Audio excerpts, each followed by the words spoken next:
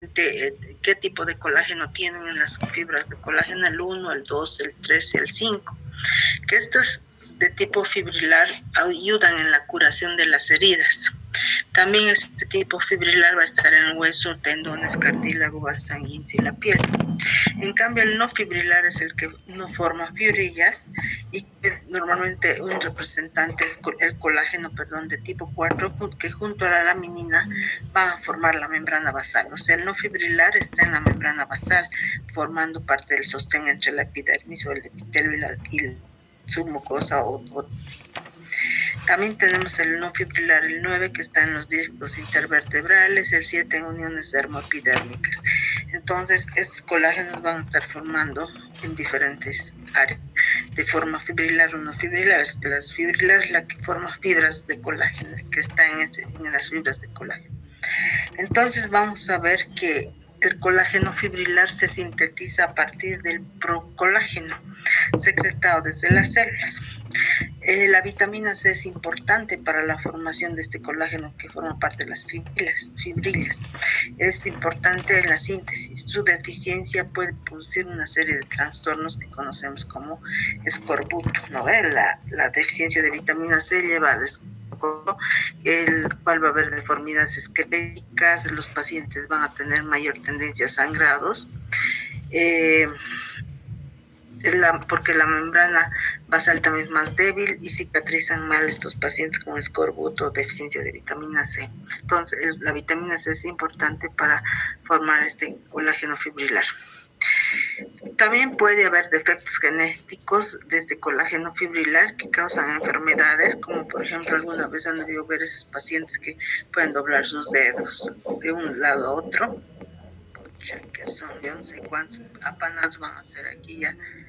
Enfermedad se llama de Ehlers-Danlos, también osteogénesis imperfecta, se debe a estos defectos genéticos del colágeno fibrilar.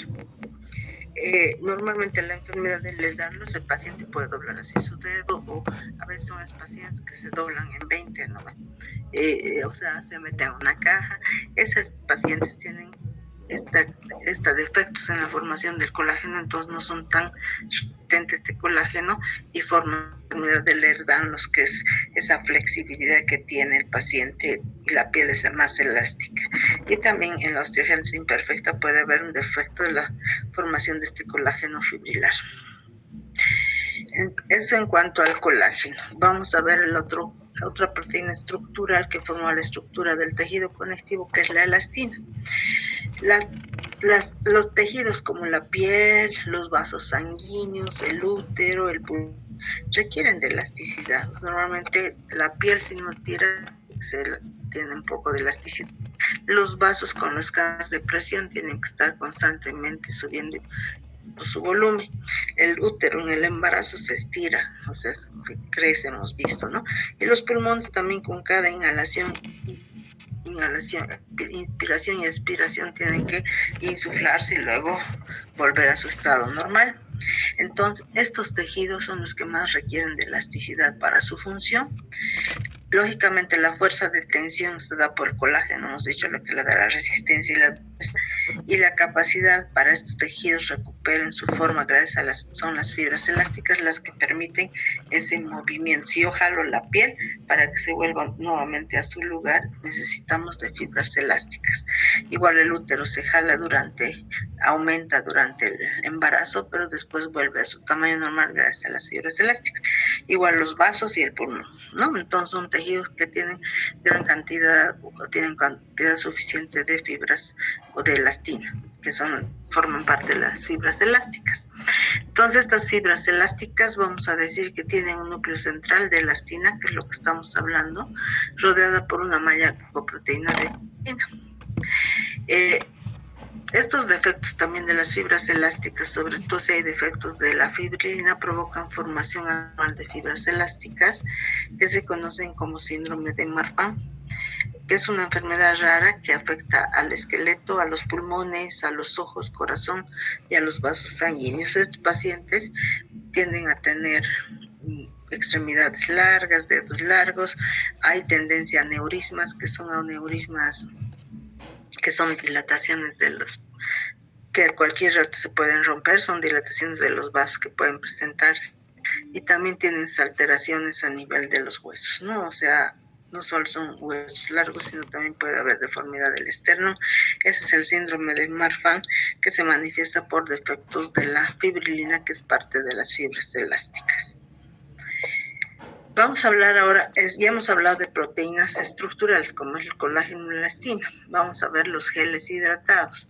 Los geles hidratados son aquellos geles que hidratan el tejido, que mantienen la turgencia, que mantienen la hidratación, que permiten que esos no se marchiten. Por ejemplo, en la piel de los jóvenes es muy turgente su piel, en cambio de un anciano, si ustedes le agarran de la mejilla, pueden jalar fácilmente porque se pierden estos geles hidratados. Entonces le dan la turgencia a los tejidos. Y dentro de esto tenemos el proteoglucano, que como su nombre indica, está constituido de proteínas y polípeptídeos o glúcidos.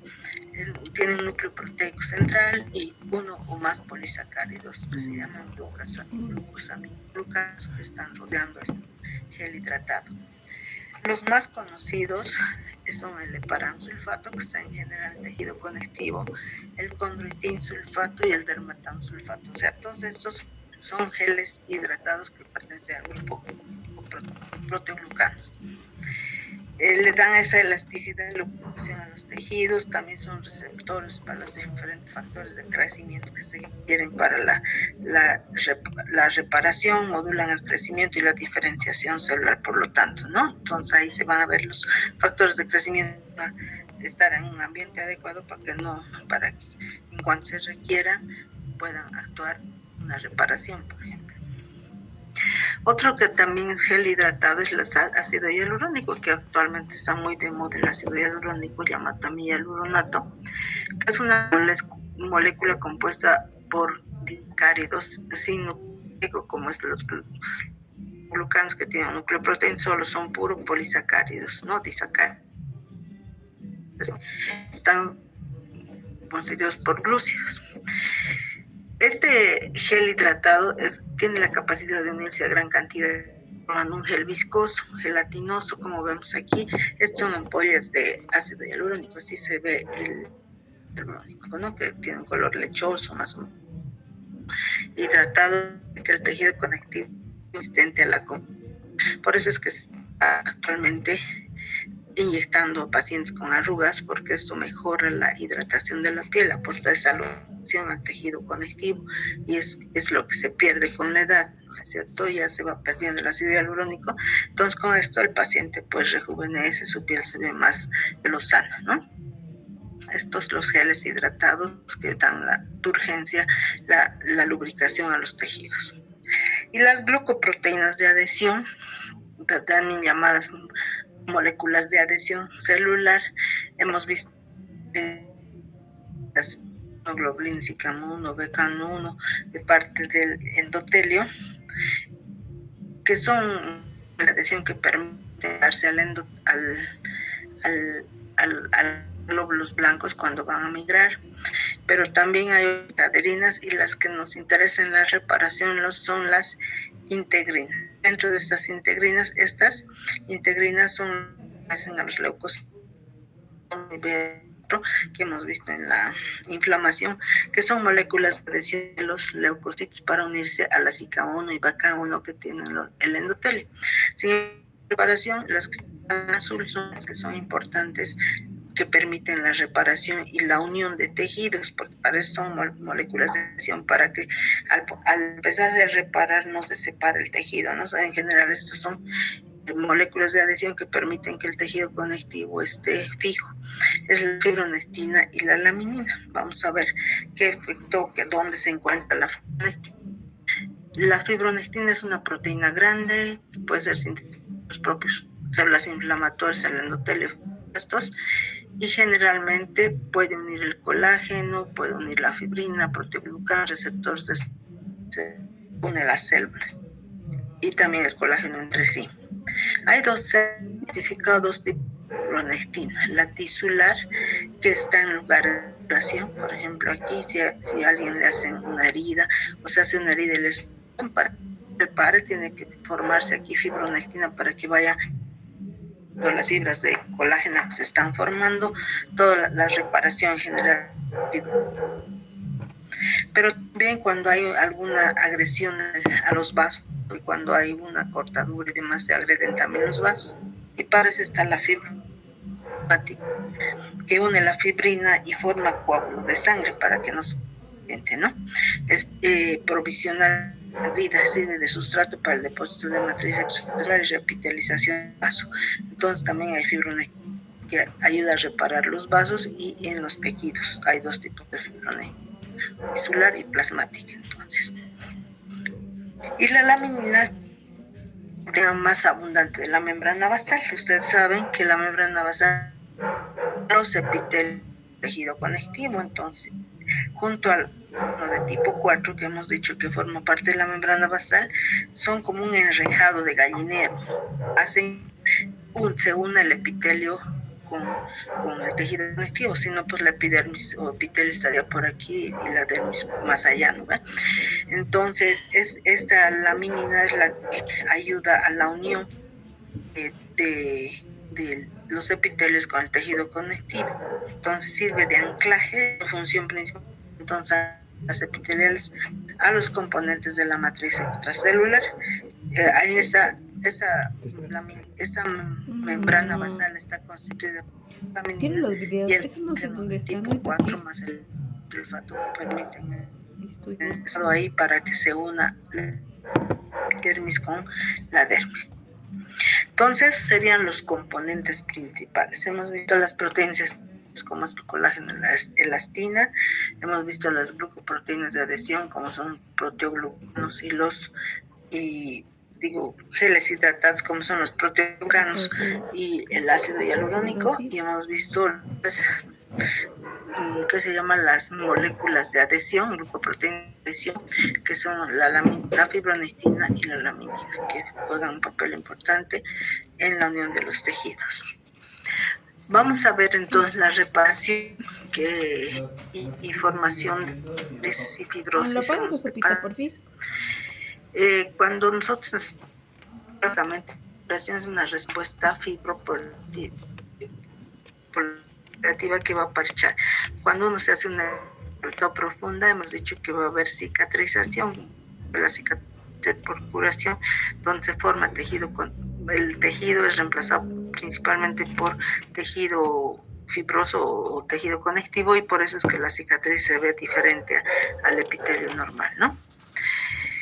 Entonces, lo del proceso de reparación es restaurar el tejido, se extrae el tejido dañado que ha sido dañado en una cirugía o un accidente, e iniciar el depósito de esta matriz extracelular. Hemos visto que es todos los componentes. Algunos tejidos pueden reconstruir en forma completa el daño. Por ejemplo, si se regenera, pues todito se va. Si es una raspón nada más, entonces se va a regenerar completamente. Sin embargo, la reparación, cuando ya es el tejido más profundo, ya hay depósito de tejido conectivo que lleva a la cicatrización. O sea, siempre vamos a ver una cicatriz cuando ya sea el tejido conectivo. Si solo se agrede el epitelio, hay regeneración y a veces ni se nota, ¿no? Ya no deja cicatriz. A veces cuando hay demasiada inflamación en un tejido, cuando un tejido ha sido agredido, empieza a haber demasiada proliferación de tejido conectivo y en lugar de repararse, normalmente hay mayor proliferación en los órganos, y esto se denomina fibrosis, el depósito anormal de tejido conectivo independientemente de la causa. Esto se da normalmente en órganos internos, ¿no? La reparación, normalmente cuando hay inflamación, hemos dicho que lleva reparación, inicia a las 24 horas iniciada la lesión. Aquí, por ejemplo, hay una agresión demasiado intensa en el hígado, puede haber proliferación excesiva de tejido conectivo y producir una fibrosis hepática, igual una fibrosis pulmonar.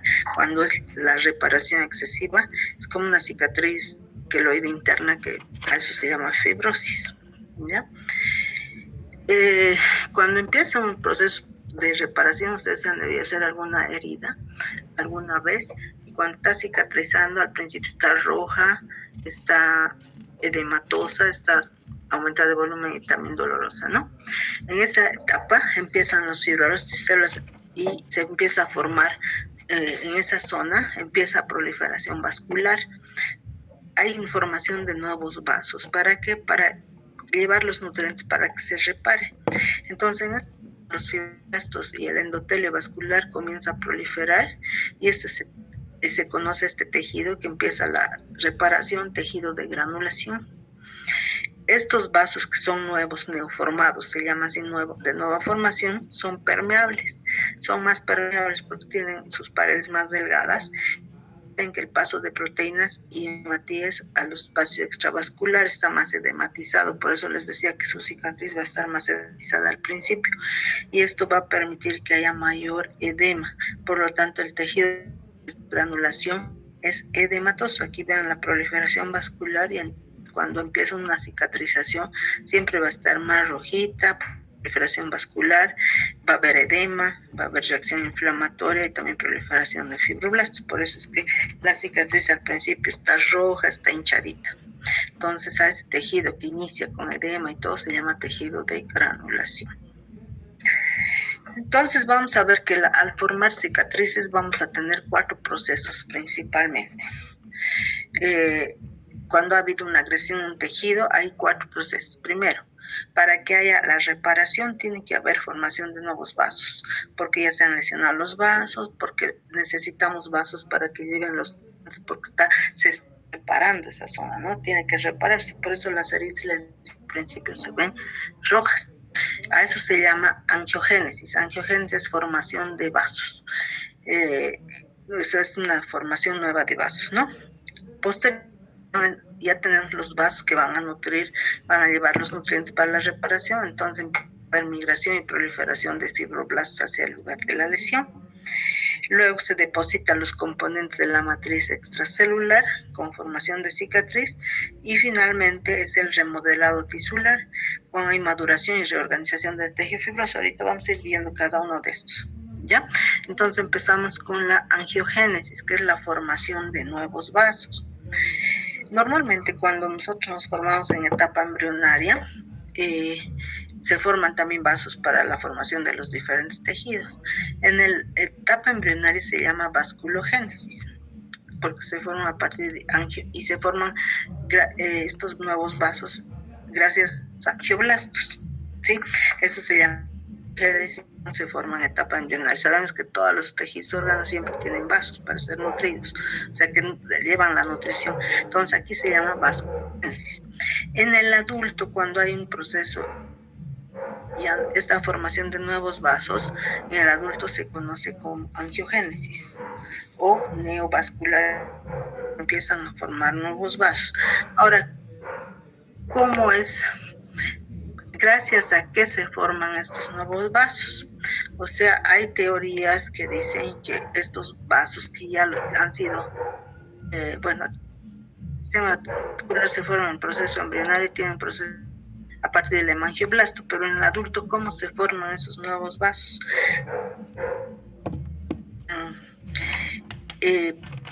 La médula ósea, hemos visto que la médula ósea tienen células madre pluripotenciales que van a formar también músculo y demás. Entonces aparecen células endoteliales cuando hay una lesión en el tejido, estas células endoteliales van a migrar hacia la zona del y se van a empezar a formar nuevos vasos, ¿no? Pero algunas veces también la angiogénesis puede producirse por los vasos ya preexistentes. Aquí vamos a ver, a partir de que han sido lesionados, a estos vasos les empiezan a salir como yemitas y la angiogénesis. Entonces hay varias teorías donde que la formación de vasos puede ser ya sea por migración de células endoteliales que van a formar hacia el tejido, que van a formar nuevos vasos hacia el tejido lesionado, o que los propios vasos que han sido lesionados empiezan a crecer como yemas y empiezan a regularizar en esta zona, ¿no? Este tipo de vasos lógicamente son más inestables, tienen como se están formando, tienen sus paredes más debilitadas y por lo tanto son más permeables. Por eso hay edema. Entonces, por una parte, hay migración de células de la lesión y posteriormente al migrar empiezan a proliferar, reclutan las células periendoteliales, los pericitos, el músculo que rodea los vasos y cada vez se hacen más resistentes. Al principio son más débiles porque no tienen estos componentes paredes y son más permeables. Ustedes se han visto que cuando, digamos, las primeras semanas va a estar hinchada la cicatriz y posteriormente ya empieza, y esto es porque ya se refuerzan un poco más los vasos en esa zona. Esa es la angiogénesis, la formación de nuevos vasos cuando hay un proceso de reparación. Ahora, ¿a qué factores de crecimiento intervienen en la angiogénesis o son liberados en la zona?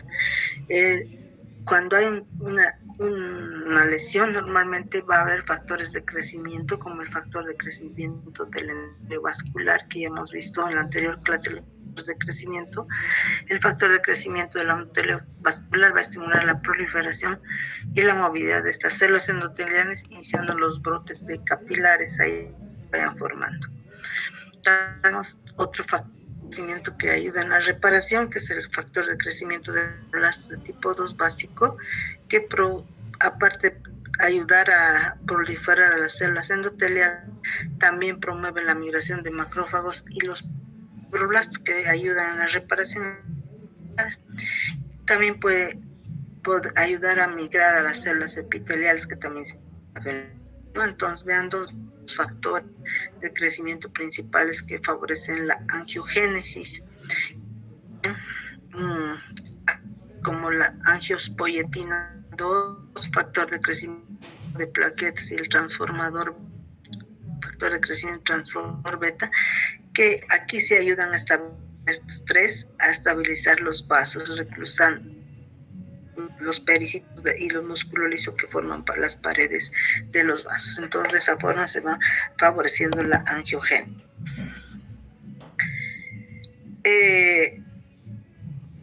También hemos mencionado que, esa es el siguiente paso es la proliferación de fibroblastos hacia el lugar de la lesión, o sea que los fibroblastos tienen que ir a cubrir esa zona lesionada, ¿no? Al haber factor de crecimiento del endotelio favorece la angiogénesis, hemos dicho, hay un aumento en la permeabilidad vascular porque las paredes no están todavía muy reforzadas y esto provoca de proteínas en la matriz extracelular como el fibrinógeno y fibronectina plasmática, un medio de crecimiento adecuado para los fibroblastos, o sea, es como un cultivo, se podría decir ahí, para que los fibroblastos endoteliales empiezan a los vasos mismos ayudan a que condiciones adecuadas en la zona para que empiecen a proliferar los blastos. Entonces hay migración y proliferación de fibroblastos que también está ayudado por los factores de crecimiento, con el factor de crecimiento transformador de crecimiento de fibroblastos que ya hemos dicho, el factor de crecimiento transformador beta y el factor de crecimiento derivado a la acción de fibroblastos en la zona. Al continuar la y ya el número de fibroblastos en las endoteliales ya empieza a disminuir, por eso la cicatriz al principio roja empieza a bajar. Muchos de nosotros regulan la síntesis de la matriz extracelular, o sea que ayudan a la formación de proteoglucano, todos los componentes de la matriz glucanos, el ácido hialurónico, las glucoproteínas de adhesión, todos esos van a ser favorecidos también en la zona para formar este depósito de la matriz extracelular. Por ejemplo, al aumentar el colágeno, ya sabemos que le da la resistencia a la herida. Cuanto más semanas esa herida ya no se va a abrir. Por ejemplo, los factores de crecimiento que van a ayudar a la formación de colágeno, factor de crecimiento derivado de plastos, casi toditos ven que es lo mismo, ¿no? Potente. El factor de crecimiento transformador beta tiene potente fibro, es un agente en la formación de fibroblástico. Hay citocinas que también van a favorecer este depósito de matriz extracelular, como la interleucina 1 y factor de Necrosis. Y finalmente, ya la herida ya está, ya se ha depositado, ya se han formado vasos, ya se han depositado fibroblastos en la zona, ya se ha depositado la matriz extracelular. Hay lo que se llama el remodelado tisular, es como cuando la alcaldía va a reparar los baches de la ciudad, entonces pone y los aplana, ¿no ve? Para que no se formen baches elevados y demás, los aplana. Lo mismo es el remodelar. Entonces, algunos factores estimulan la síntesis de colágeno. Moléculas del tejido conectivo modulan la síntesis activa de metaloproteinasas. Al activar estas metaloproteinasas, estas degradan estos componentes de la matriz extracelular. O sea, que hay un equilibrio entre la síntesis, porque si hubiera demasiada síntesis ya empiezan fallas como la cicatriz queloide.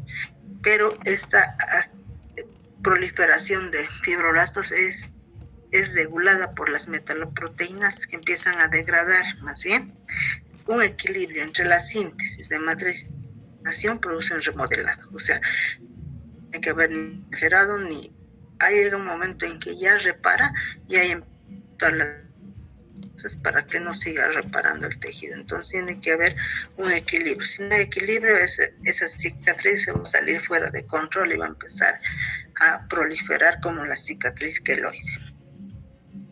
Entonces, esos serían los 4 pasos que se sigue cuando hay angiogénesis, luego de depósito de fibroblastos, luego desde la matriz extracelular y finalmente el remodelado, que es ya ¿cómo se llama? El proceso final, donde se estabiliza la cicatriz, no hay ni mucha secreción, un equilibrio, ¿no?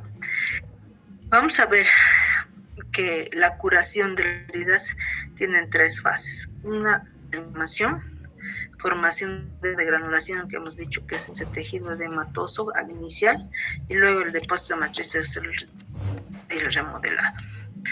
Ahora, la curación de las heridas ser por primera intención o segunda intención. Vamos a ver en qué caso, cuando yo me hago una herida, puedo cicatrizar por primera intención o puede ser de segunda intención.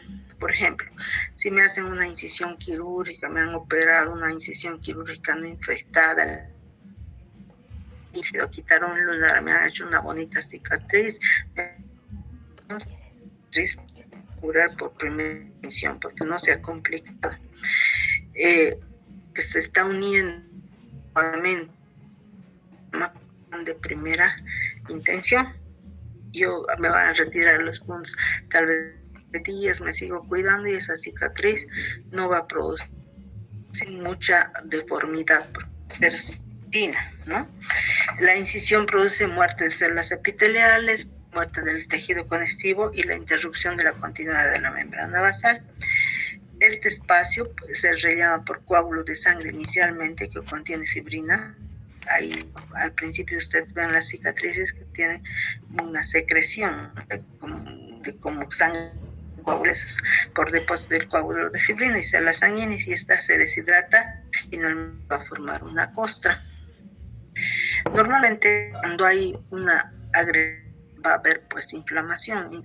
Los neutrófilos a las 24 horas al borde de la incisión migran hacia el coágulo de fibrina, las células epidérmicas inician la mitosis, a los 3 días ya los neutrófilos han sido reemplazados por macrófagos, por reacción más, ya empieza hacia tipo de células, porque los neutrófilos hemos dicho que 48 horas en los tejidos. Hace granulación, las células epiteliales en una capa gruesa y finalmente ya varias semanas después, a la segunda semana ya prácticamente está reparado. Al final del primer mes la cicatriz está por tejido conectivo, ya no hay reacción inflamatoria, ya no se ve infección, ya la epidermis puede estar intacta y los anexos destruidos en la línea de incisión. Esa es la primera intención, o sea, ese es el proceso normal de primera intención. Sin embargo, la curación es por segunda intención, cuando puede haber curación por segunda intención. Cuando se complica y me dice el doctor, va a ser reposo, no va a ser deportes esta semana, tiene que cuidar su herida, y yo me voy a jugar racket y me manda la herida. Ay, ¿qué va a hacer? Van a volar mis puntos a esta licencia de sutura, o se infecta, empieza a drenar pus, se sueltan los, porque está alterado el tejido, entonces grandes heridas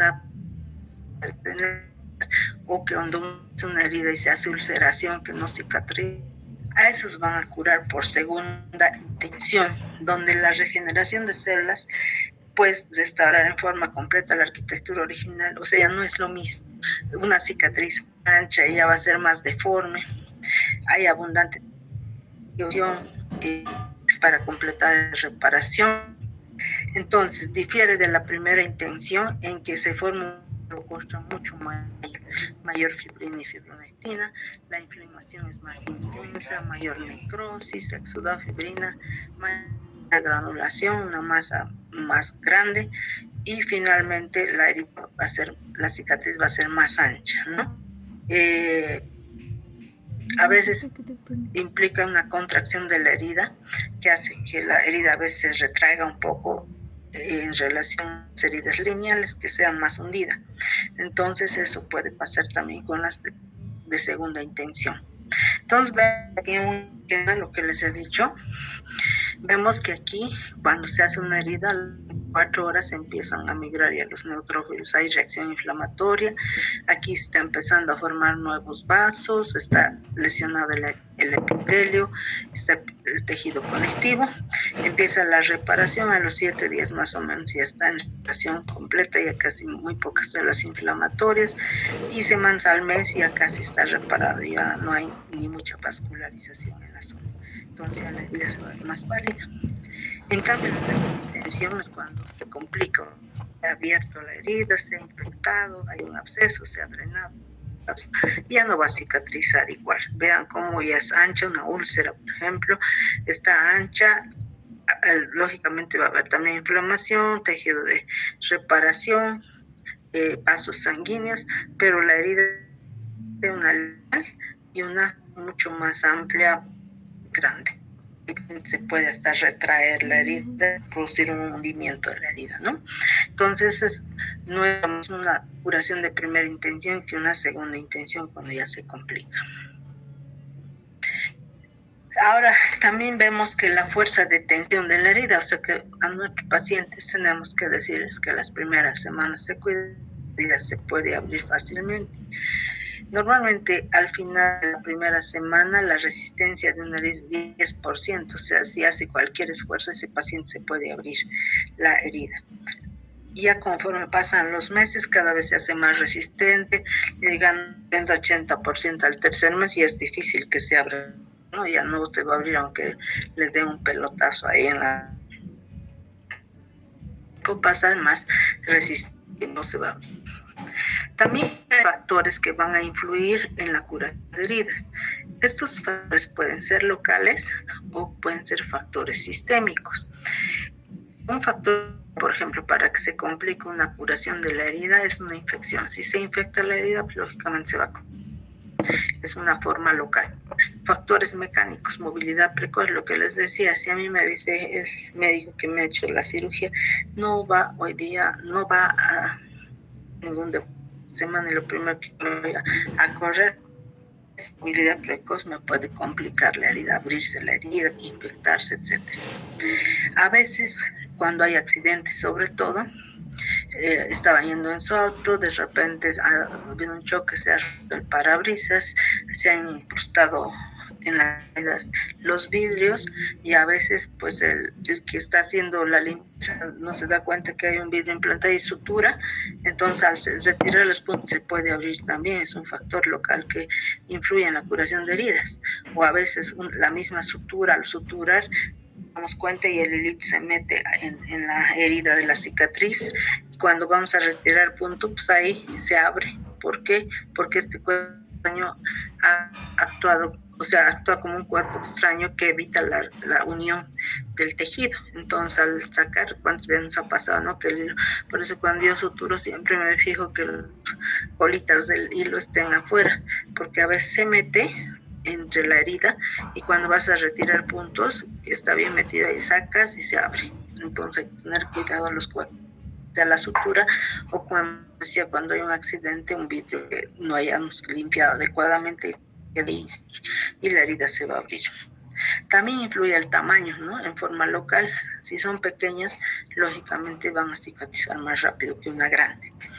La localización de la herida, no es lo mismo una herida en la cara que normalmente no se mueve tanto la cara, a menos que empiece a reír, a hacer gestos, a pelearte con alguien y hacer gesticulaciones, ¿no?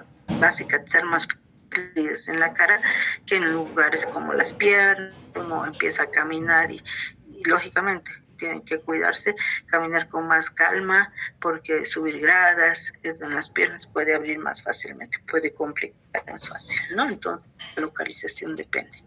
Entonces, serían los factores locales que van a influir en la curación de heridas. Pero también hay factores a nivel sistémico que pueden influir en la curación. Por ejemplo, ya hemos visto que la vitamina C es importante, la síntesis de colágeno, entonces si hay deficiencia de vitamina C, antes de colágeno no va a haber una buena reparación y van a realizar la reparación. Esto pasa, por ejemplo, en pacientes con que es por deficiencia de vitamina C. Es importante también en forma sistémica para la reparación adecuada de los tejidos. Pacientes diabéticos, trastornos metabólicos, por ejemplo, ¿cuántas veces hemos escuchado que un paciente diabético no realiza fácil, se complica, necrosar el tejido, el pie diabético, etcétera, ¿no? ¿Por qué la cicatrización o tienen los pacientes diabéticos problemas de cicatrización? Porque tienen daño en sus vasos y sabemos que los vasos son bien importantes. Hemos visto que hay formación de cicatrización. Entonces los diabéticos pues fácilmente, porque tienen microangiopatía, es un daño de los vasos, no van a hacer una buena angiogénesis, por lo tanto no hay buena relación. Cuando hay riego sanguíneo inadecuado por arteriosclerosis, varices, puede perjudicar la cicatrización. Y finalmente las hormonas como los corticoides que se producen a nivel pueden inhibir la síntesis de colágeno.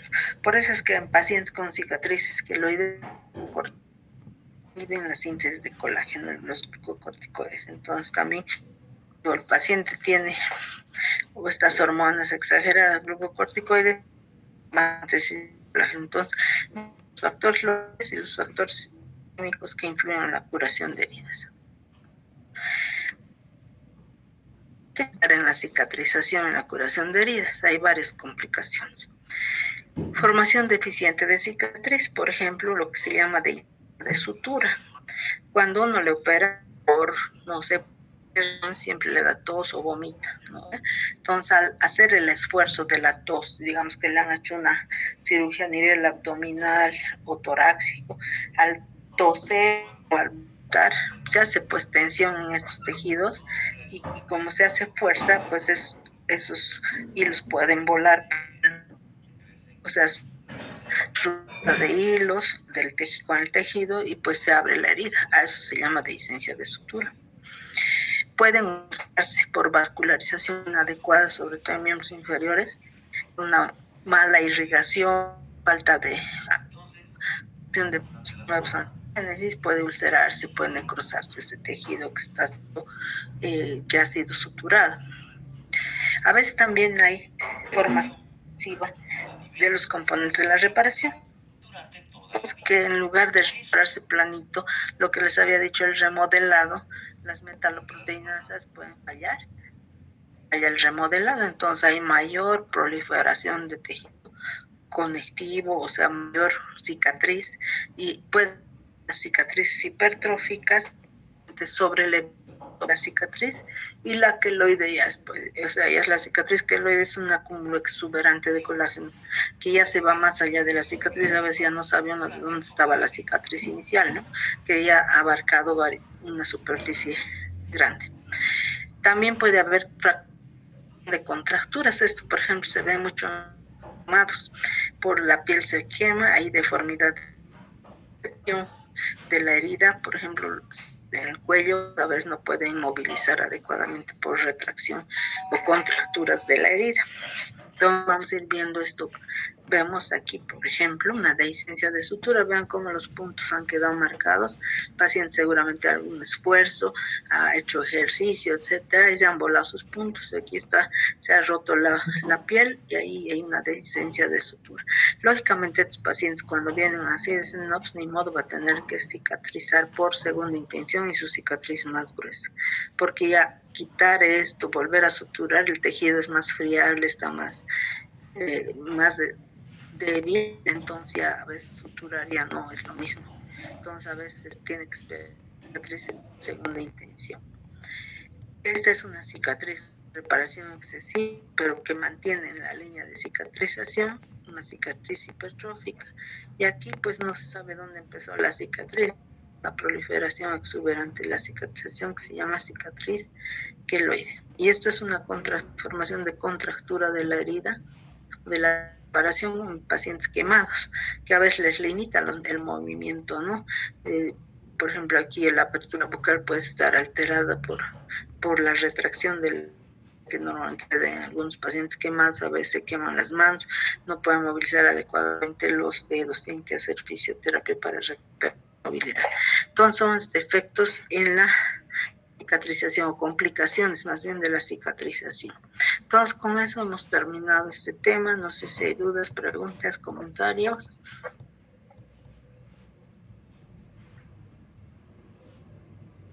Hemos hablado de la matriz extracelular, quiénes son los componentes, tejido conectivo que interviene en la reparación.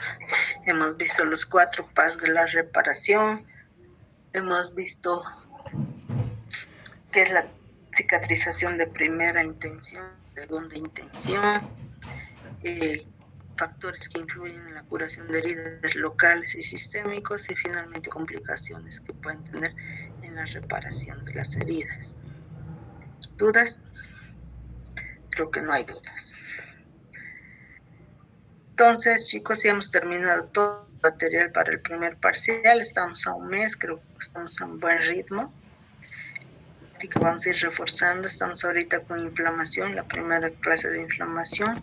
Yo creo que unas 2 o 3 más vamos a hacer de 2 semanas tal vez, y reparación ya para el parcial vamos a tener que repasar.